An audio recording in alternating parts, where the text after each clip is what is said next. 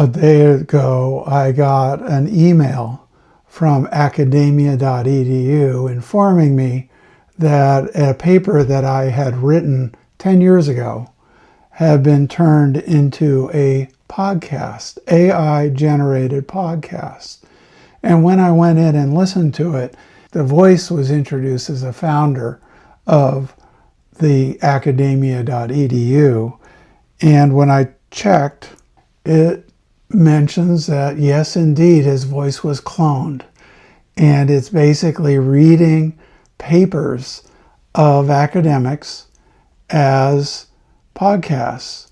So I recorded mine along with walking through the paper just to give an idea of what it is in today's world.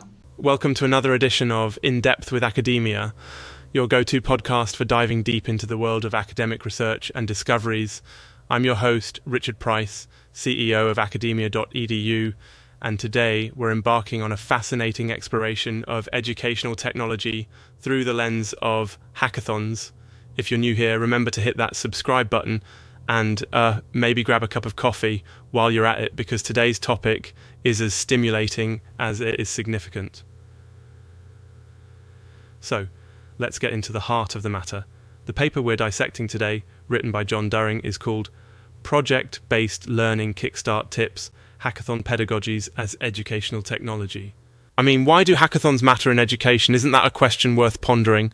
The crux of During's paper addresses how face-to-face educational experiences like hackathons can complement, perhaps even enhance, traditional learning methods. This isn't about replacing the good old classroom. It's about asking, how do we make learning richer, more effective? The significance is clear.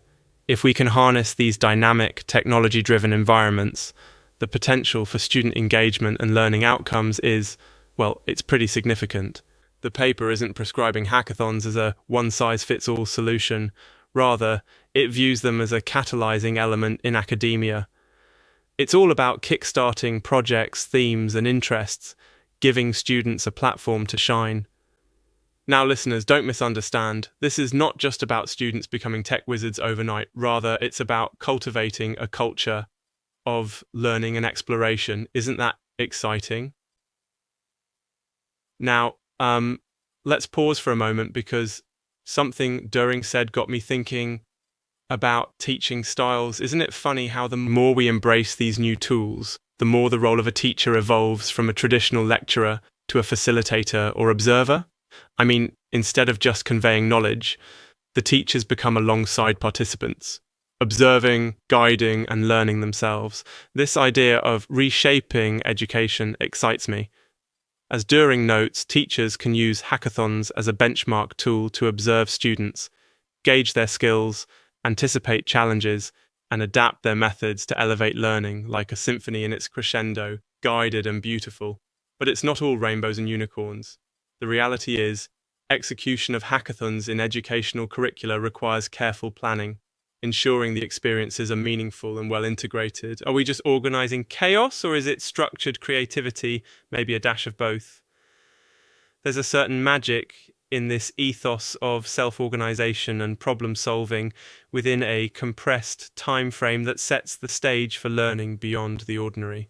Not to mention, it's a process bound to draw out those who might typically hang back, encouraging all students to discover new areas of interests and competencies.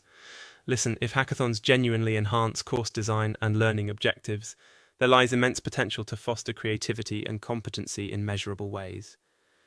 During urges us to consider, could the intense, high-energy environment of a hackathon be leveraged to foster long-term course projects, thus anchoring courses in real-world challenges? It's an open question, but certainly food for thought.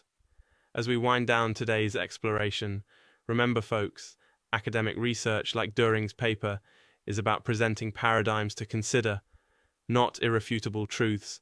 There's a waltz occurring between innovation and tradition. Hackathons offer a fresh lens, and while this paper doesn't provide all the answers or a guaranteed path, it plants the seeds for further inquiry and adaptation. Isn't that what good research is all about? So let's keep the discourse lively, share our thoughts, and carry this discussion forward. Thanks for tuning in to In Depth with Academia. Stay curious, stay informed, and until next time, keep exploring the depths of scholarly pursuits.